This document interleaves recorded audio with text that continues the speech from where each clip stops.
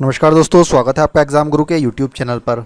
दोस्तों, हमारी एक जो बहुत ही महत्वपूर्ण सीरीज़ चल रही है रेलवे एनटीपीसी और ग्रुप डी की एग्ज़ाम्स के लिए, जो 2020 में एग्ज़ाम्स होने वाली है रेलवे एनटीपीसी और ग्रुप डी, उसके लिए जो हम फाइनल पेपर की एक सीरीज़ चला रहे हैं, उसके अंतर्गत आज मैं आपके लिए 21वें नंबर का फाइनल पेपर लेके आया हूँ। उसके पहले मैं आपको बता दूं कि 20 फाइनल पेपर हम कंप्लीट कर चुके हैं, जिसका मैंने कंप्लीट प्लेलिस्ट बना दिया है और सभी प्लेलिस्ट का लिंक मैंने यहाँ पर ऊपर आई के बटन पर जोड़ दिया। आप यहाँ से सारे देख लीजिएगा। दोस्तों, मैं आपको बता दूं, पहले ही बता चुका हूँ, 100 वीडियो कंप्लीट करेंगे और हर वीडियो के अंतर्गत 40 क्वेश्चन देख रहे हैं। इस प्रकार 4000 टॉप मोस्ट एमसीक्यू हम कंप्लीट करेंगे, जिसके अंतर्गत आपको last 1 year current affairs, science और जीके के क्वेश्चन होंगे। और जिस भी बच्चे ने 4000 एमसीक्यू अच्छे से देख लिए, यकीन मानिए कि एग्जाम में आप जो 40 क्वेश्चन आने वाले हैं जीके, जीएस और करंट अफेयर्स के, उसमें आसानी से 35 प्लस मार्क्स प्राप्त कर सकते हैं पूरे गारंटी के साथ। इसलिए आप एक भी क्वेश्चन को स्किप मत कीजिए, एक भी वीडियो को स्किप मत कीजिए, वीडियो पूरा शुरू से आखिर तक देखिए और मेरे साथ साथ कमेंट बॉक्स में आंसर देने की कोशिश कीजिए, जिससे कि आपका भी रिवीजन होता रहे। पीडीएफ बता चुका हूँ, पीडीएफ जैसे ही मैं आपको रिवीजन के लिए दे दूंगा, जैसे ही पूरा कंप्लीट सीरीज होगी, मैं आपको पीडीएफ प्रोवाइड करा दूंगा। सभी क्वेश्चन महत्वपूर्ण है, एक भी क्वेश्चन को स्किप मत कीजिए। तो चलिए, आज का जो हमारा फाइनल पेपर नंबर 21 है रेलवे ग्रुप डी और एनटीपीसी के लिए, वो शुरू करते हैं। वीडियो शुरू करने से पहले आपसे कहना चाहता हूँ, डेली की तरह फटाफट सभी स्टूडेंट्स एक लाइक कर दीजिए और शेयर ज़्यादा से ज़्यादा कीजिए। जब वीडियो कंप्लीट हो जाए तो शेयर ज़्यादा से ज़्यादा कीजिए, जिससे कि मैं आपके लिए आगे भी इस तरह के वीडियो लाता रहूँ और जल्दी से सीरीज़ कंप्लीट करा दे। तो चलिए, आज का हमारा सबसे पहला प्रश्न देखते हैं। भारत की विदेशी मुद्रा का सर्वाधिक भाग इनमें से किस पर खर्च होता है? देखिए, चार ऑप्शन दे रखे हैं, आपको बताना है कि इनमें से किस पर भारत की जो विदेशी मुद्रा होती है, उसका सर्वाधिक भाग इनमें से किस पर खर्च होता है। तो फटाफट 2 से 3 सेकंड दूंगा मैं आपको, सभी स्टूडेंट्स कमेंट बॉक्स में आंसर बताएंगे इसका। चलिए, इसका सही उत्तर देख लेते हैं। इसका सही उत्तर दोस्तों option number C is right answer. Petroleum के आयात पर सबसे ज़्यादा जो खर्च होता है भारत की विदेशी मुद्रा का, वो पेट्रोलियम के आयात पर खर्च होता है। चलिए, नेक्स्ट क्वेश्चन की ओर चलते हैं। अगला क्वेश्चन हमारा, विश्व जनसंख्या दिवस निम्न में से किस दिन मनाया जाता है? वेरी इंपॉर्टेंट क्वेश्चन है, डे से संबंधित एक क्वेश्चन एग्जाम में इंपॉर्टेंट पूछा जाता है। तो चलिए, इसका क्षेत्र देख लेते हैं। इसका क्षेत्र का विश्व जनसंख्या दिवस मनाया जाता है 11 जुलाई को। कब मनाया जाता है? 11 जुलाई को प्रतिवर्ष मनाया जाता है। वेरी इंपॉर्टेंट क्वेश्चन है। चलिए, नेक्स्ट क्वेश्चन देख लेते हैं। अंगूर से शराब बनाने का उद्योग किस प्राकृतिक प्रदेश में महत्वपूर्ण है? आपको बताना है अंगूर से शराब बनाने का उद्योग किस प्राकृतिक प्रदेश में महत्वपूर्ण है। तो इसका सही उत्तर क्या होगा? इसका सही उत्तर दोस्तों option number B right answer, भूमध्य सागरीय प्रदेशों में। कहाँ पर होता है? भूमध्य सागरीय प्रदेशों में होता है। नेक्स्ट क्वेश्चन हमारा, ताप का एसआई मात्रक क्या है? वेरी इंपॉर्टेंट क्वेश्चन है, ताप का एसआई मात्रक क्या है? तो इसका सही उत्तर होगा option number is right answer, kelvin. ताप का एसआई मात्रक क्या होता है? केल्विन होता है। नेक्स्ट क्वेश्चन देख लेते हैं। अगला क्वेश्चन हमारा, भारतीय कृषि में जुलाई से अक्टूबर नवंबर तक की अवधि को क्या कहा जाता है? देखिए, भारतीय कृषि में जुलाई से अक्टूबर नवंबर तक की अवधि को क्या कहा जाता है? तो कहा जाता है खरीफ का मौसम। इस मौसम में जो फसलें आती हैं उन्हें खरीफ की फसलें कहा जाता है। वेरी इंपॉर्टेंट क्वेश्चन है, ध्यान रखिएगा। चलिए, नेक्स्ट क्वेश्चन देख लेते हैं। अगला क्वेश्चन हमारा, सन सिटी अवस्थित है। आपको बताना है सन सिटी कहाँ पर स्थित है। तो इसका सही दोस्तों option number D is right answer, दक्षिण अफ्रीका में स्थित है। कहाँ पर स्थित है? दक्षिण अफ्रीका में स्थित है। चलिए दोस्तों, नेक्स्ट क्वेश्चन देखते हैं। भूमध्य सागरीय जलवायु की प्रमुख विशेषता क्या है? भूमध्य सागरीय जलवायु होती है, उसकी प्रमुख विशेषता क्या होती है? तो इसका सही उत्तर option number D is right answer, आर्द्र शीत ऋतु। क्या होती है? आर्द्र शीत ऋतु भूमध्य सागरीय जलवायु की प्रमुख विशेषता होती है। नेक्स्ट क्वेश्चन हमारा, अग्नि वलय सर्कल ऑफ फायर प्रशांत महासागर के उस विशाल क्षेत्र को कहते हैं जहां कुल भूकंप का डैश आता है, कितना परसेंट आता है? तो इसका सही उत्तर क्या होगा? Option number A is right answer, 68%। कितना आता है कुल भूकंप का? 68% आता है। नेक्स्ट क्वेश्चन देख लेते हैं। निम्न में से कौन सा ना तो तत्व है और न ही यौगिक? आपको बताना है, इनमें से कौन सा ना तो तत्व की श्रेणी में आता है, न ही यौगिक की श्रेणी में आता है। देखिए, जो वायु है, वायु न तो तत्व की श्रेणी में आती है, न ही यौगिक की श्रेणी में आती है। चलिए, नेक्स्ट क्वेश्चन की ओर चलते हैं। अगला क्वेश्चन हमारा, हाल ही में किस राज्य में एक बौद्ध अवशेष पाया गया है? तो याद रखिएगा, हाल ही में किस राज्य में एक बौद्ध अवशेष पाया गया है? तो ये पाया गया है आंध्र प्रदेश में। अभी जून 2019 के अंतर्गत आंध्र प्रदेश में एक बौद्ध अवशेष की खोज की गई है। चलिए, नेक्स्ट क्वेश्चन देखते हैं। अगला क्वेश्चन हमारा, देश के किस भाग में मानसून के अरब सागर एवं बंगाल की खाड़ी दोनों ही शाखाओं से वर्षा होती है? आपको बताना है कि किस भाग में आपको बताना है कि देश के किस भाग में मानसून के अरब सागर एवं बंगाल की खाड़ी दोनों ही शाखाओं से वर्षा होती है। तो जो पंजाब है, पंजाब राज्य है, वहाँ पर देश का ऐसा भाग है जहाँ पर अरब सागर और बंगाल की खाड़ी दोनों ही शाखाओं से वर्षा होती है। चलिए, नेक्स्ट क्वेश्चन हमारा, नीति आयोग द्वारा हाल ही में जारी इंडिया इनोवेशन इंडेक्स 2019 में कौन सा राज्य पहले स्थान पर रहा है? तो देखिए, जो भी हाल ही में अक्टूबर 2019 में नीति आयोग द्वारा जो इंडियन इनोवेशन इंडेक्स 2019 की जो लिस्ट जारी की गई है, उसमें सबसे टॉप पर रहा है कर्नाटक राज्य। कौन सा रहा है? कर्नाटक राज्य। याद रखिएगा, वेरी इंपॉर्टेंट क्वेश्चन है करंट अफेयर्स का। चलिए, नेक्स्ट क्वेश्चन है हमारा, भारत में शुरू की गई स्वाभिमान योजना किससे संबंधित है? भारत में शुरू की गई स्वाभिमान योजना किससे संबंधित है? तो इसका सही उत्तर option number C right answer ग्रामीण बैंकिंग से। किससे संबंधित है ये? ग्रामीण बैंकिंग से संबंधित है। नेक्स्ट क्वेश्चन देख लेते हैं। अगला क्वेश्चन हमारा पूर्ण विकिरण उत्ताप मापी किस सिद्धांत पर आधारित है? जो पूर्ण विकिरण उत्ताप मापी होता है वह किस सिद्धांत पर आधारित होता है? तो याद रखिएगा स्टीफन के नियम पर आधारित होता है। किस पर आधारित होता है? स्टीफन के नियम पर आधारित होता है। नेक्स्ट क्वेश्चन है निम्नलिखित में से किस देश की सरकार ने हाल ही में सरकारी कार्यालयों में नकाब पहनने पर प्रतिबंध लगा दिया है? आपको बताना इनमें से किस देश की सरकार ने हाल ही में सरकारी कार्यालयों में नकाब पहनने पर प्रतिबंध लगा दिया है? करंट अफेयर्स का क्वेश्चन है। अभी हाल ही में जुलाई 2019 में, कब? जुलाई 2019 में ट्यूनीशिया की सरकार ने सरकारी कार्यालयों में नकाब पहनने पर प्रतिबंध लगा दिया है। वेरी इंपॉर्टेंट क्वेश्चन है, ध्यान रखिएगा। चलिए नेक्स्ट क्वेश्चन देखते हैं। पश्चिम हिमालय संसाधन प्रदेशों के प्रमुख संसाधन हैं। आपको बताना है कि पश्चिमी हिमालय संसाधन प्रदेशों के प्रमुख संसाधन कौन से हैं? तो इसका सही उत्तर option number A is right answer 1 है। कौन से? 1 होते हैं। चलिए दोस्तों नेक्स्ट क्वेश्चन देखते हैं। निम्नलिखित में से किसे हाल ही में मिस वर्ल्ड 2019 चुना गया? आपको बताना है हाल ही में किसे मिस वर्ल्ड 2019 चुना गया है। तो इसका सही उत्तर option number B is right answer Tony एनसी। किसको चुना गया है? टोनी एनसी को चुना गया है। मिस वर्ल्ड 2019 चुना गया है। नेक्स्ट क्वेश्चन देख लेते हैं। अगला क्वेश्चन हमारा एंटीफ्रीज एक मिश्रण है। एंटीफ्रीज एक मिश्रण है, किसका मिश्रण होता है? बताएंगे सभी स्टूडेंट फटाफट। इसका सही उत्तर option number C right answer methyl alcohol व जल का मिश्रण होता है। किसका मिश्रण होता है? मिथाइल एल्कोहल व जल का मिश्रण होता है। नेक्स्ट क्वेश्चन देख लेते हैं। निम्नलिखित में से भारत के संविधान के किस एक अनुच्छेद अनुसूची का संबंध स्वशासी जिला परिषदों से? आपको बताना है कि भारत के संविधान के किस एक अनुच्छेद या फिर अनुसूची का संबंध स्वशासी जिला परिषदों से होता है? तो इसका सही उत्तर option number C right answer छठी अनुसूची का संबंध होता है। किसका होता है? छठी अनुसूची का संबंध। इंडियन पॉलिटी का ये वाला क्वेश्चन इंपॉर्टेंट है।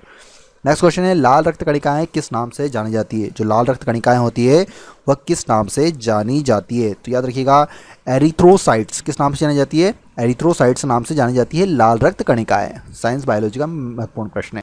चलिए दोस्तों नेक्स्ट क्वेश्चन देखते हैं। नासा के किस यान ने 42 वर्षों की यात्रा के बाद नवंबर 2019 में सूर्य की परिधि तक पहुंचने का रिकॉर्ड कायम किया? आपको नासा के उस यान का नाम बताना है जिसने 42 वर्षों की यात्रा के बाद नवंबर 2019 में सूर्य की परिधि तक पहुंचने का रिकॉर्ड बनाया है। तो उसका सही उत्तर दोस्तों option number B right answer Voyager 2। कौन क्या नाम है उसका? वोयागर 2। चलिए नेक्स्ट क्वेश्चन देख लेते हैं। अगला क्वेश्चन हमारा निम्नलिखित में से कौन सा मुगल बादशाह पहले तो अंग्रेजों का कैदी रहा और बाद में जीवन पर्यंत मराठों का पेंशन भोगी रहा? आपको बताना है उस मुगल बादशाह का नाम बताना है जो पहले तो अंग्रेजों का कैदी रहा था और बाद में जीवन पर्यंत मराठों का पेंशन भोगी रहा है। तो इसका सही उत्तर option number is right answer Shah Alam द्वितीय। कौन था वो? शाह आलम द्वितीय था। चलिए नेक्स्ट क्वेश्चन देख लेते हैं। अगला क्वेश्चन हमारा जल में आसानी से घुलनशील इनमें से कौन है? आपको बताना है इनमें से कौन जल में आसानी से घुल जाता है? तो इसका सही उत्तर option number C right answer ammonia. Ammonia जो होता है कि जल में आसानी से घुल जाता है। चलिए दोस्तों नेक्स्ट क्वेश्चन देखते हैं। भारत की कुल जनसंख्या में बिहार की जनसंख्या का कितना प्रतिशत है? ये 2011 की जनगणना के अनुसार बताएंगे कि जो भारत की कुल जनसंख्या में बिहार की जनसंख्या का प्रतिशत कितना है? तो इसका सही उत्तर option number A is right answer 8.60%। कितना है? 8.60% भारत की कुल जनसंख्या में बिहार की जनसंख्या का योगदान है। चलिए नेक्स्ट क्वेश्चन देख लेते हैं। किस पुस्तक में कृष्णदेव राय अपने राजनीतिक प्रशासनिक सिद्धांतों का वर्णन मिलता है? आपको बताना है कि किस पुस्तक है इनमें से किस पुस्तक में कृष्णदेव राय के राजनीतिक प्रशासनिक सिद्धांतों का वर्णन मिलता है? तो इसका सही उत्तर option number A is right answer आमुक्त मालयद।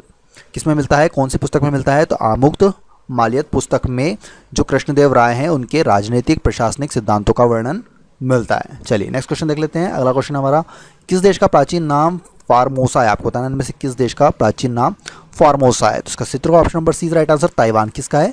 ताइवान का प्राचीन नाम क्या है? फार्मोसा।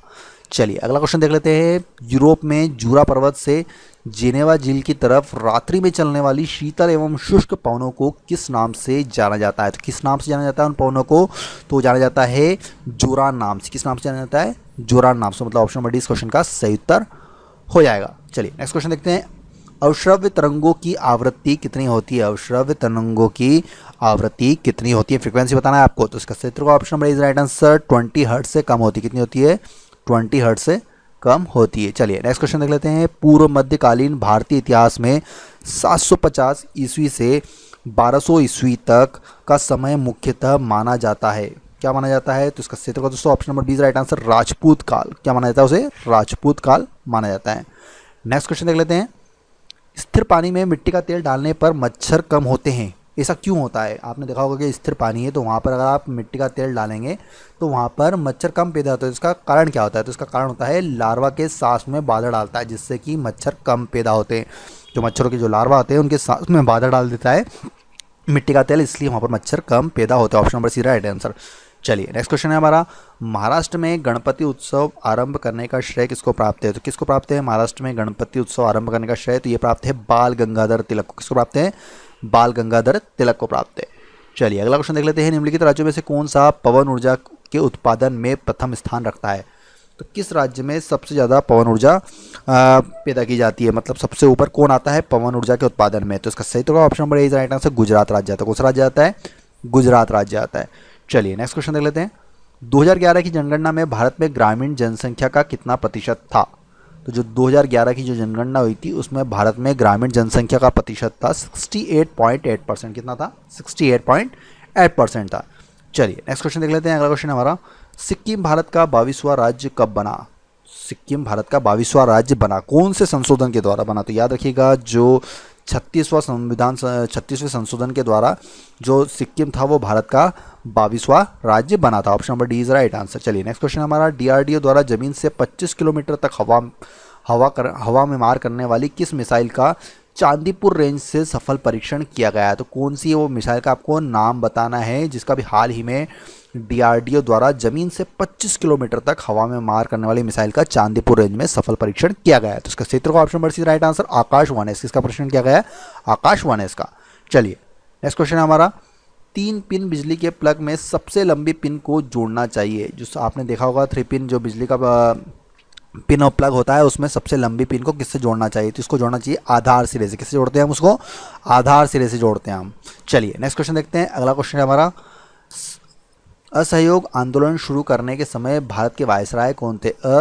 असहयोग आंदोलन शुरू करने के समय भारत के वायसराय कौन थे? तो उस समय भारत के वायसराय थे लॉर्ड चैम्सफोर्ड। असहयोग आंदोलन शुरू करने के समय भारत के वायसराय लॉर्ड चैम्सफोर्ड। तो option number D is right answer. चलिए नेक्स्ट क्वेश्चन देख लेते हैं। अगला क्वेश्चन हमारा, संविधान के किस संशोधन द्वारा मतदान की आयु 21 वर्ष से घटाकर 18 वर्ष कर दी गई? तो पहले जो मतदान की आयु 21 वर्ष थी और बाद में इसे 18 वर्ष कर दी गई। तो आपको बताना है कि संविधान के किस संशोधन के द्वारा ऐसा किया गया है? तो इसको किया गया है 61वां संविधान को, 61वां संविधान संशोधन था उसके द्वारा मतदान की आयु को 21 वर्ष से घटाकर 18 वर्ष कर दी गई। चलिए दोस्तों नेक्स्ट क्वेश्चन देखते हैं, पंजाब के निर्माण में सबसे महत्वपूर्ण नदी इनमें से कौन सी? आपको बताना है कि पंजाब राज्य के निर्माण में इनमें से सबसे महत्वपूर्ण नदी कौन सी है? तो इसका सही होगा option number D is right answer, Sindhu नदी। कौन सी नदी है? सिंधु नदी। चलिए नेक्स्ट क्वेश्चन देख लेते हैं। अगला क्वेश्चन है हमारा, प्रत्येक वर्ष 18 जुलाई को निम्नलिखित में से कौन सा दिवस मनाया जाता है? तो याद रखिएगा, प्रत्येक वर्ष जो 18 जुलाई को मनाया जाता है नेल्सन मंडेला दिवस, मतलब ऑप्शन नंबर डी इस क्वेश्चन का सही उत्तर हो जाएगा। चलिए नेक्स्ट क्वेश्चन की ओर चलते हैं। अगला क्वेश्चन हमारा, इस क्रिया के फलस्वरूप पौधे में ऑक्सीजन का निकास एक कार्बन डाइऑक्साइड का अवशोषण होता है। आपको बताना है कि इस क्रिया के फलस्वरूप पौधे में ऑक्सीजन का निकास होता है और कार्बन डाइऑक्साइड का अवशोषण होता है। तो कौन सी होती है? तो याद रखिएगा, प्रकाश संश्लेषण की क्रिया के फलस्वरूप ऐसा होता है। Option number A is the right answer. चलिए नेक्स्ट क्वेश्चन देख लेते हैं। अगला क्वेश्चन हमारा, परमाणु की प्रभावी त्रिज्या को कितनी होती है? परमाणु की प्रभावी त्रिज्या कितनी होती है? तो इसका क्षेत्र का option number B is right answer, 10 to the power -10 कितनी होती है? 10 to the power -10 मीटर होती है। चलिए नेक्स्ट क्वेश्चन की ओर चलते हैं। अगला क्वेश्चन हमारा, भारत के नगरीय जनसंख्या में सर्वाधिक योगदान इनमें से किस राज्य का है? तो याद रखिएगा, जो भारत के नगरीय जनसंख्या में सर्वाधिक योगदान है महाराष्ट्र राज्य का। कौन सा राज्य है वो? महाराष्ट्र राज्य। चलिए नेक्स्ट क्वेश्चन की ओर चलते हैं। अगला क्वेश्चन हमारा, उत्तरी अमेरिका महाद्वीप की सर्वोच्च पर्वत चोटी कौन सी है? तो उत्तरी अमेरिका महाद्वीप की सर्वोच्च पर्वत चोटी है माउंट मैकिनले। कौन सी है? Mount McKinley. तो दोस्तों आज हमने आपको रेलवे 2020 में जो एग्ज़ाम होने वाली है एनटीपीसी और ग्रुप डी, उसके लिए फाइनल पेपर नंबर 21 कंप्लीट करा दिया है। पिछले बाकी के 20 अगर फाइनल पेपर देखना तो आगे बढ़ने से देख लीजिएगा। टोटल 100 फाइनल पेपर आएंगे। वीडियो सीरीज़ अगर पसंद आ रही तो ज़्यादा से ज़्यादा लाइक कीजिए, एक लाइक तो कर ही दीजिए और शेयर ज़्यादा से ज़्यादा कीजिए। व्हाट्सएप, फेसबुक, टेलीग्राम पर शेयर कीजिए और वीडियो और इस तरह के और वीडियो प्राप्त करना चाहते हैं चैनल को सब्सक्राइब करने के साथ बेल आइकॉन जरूर दबा के रखें। धन्यवाद। जय हिंद, जय भारत।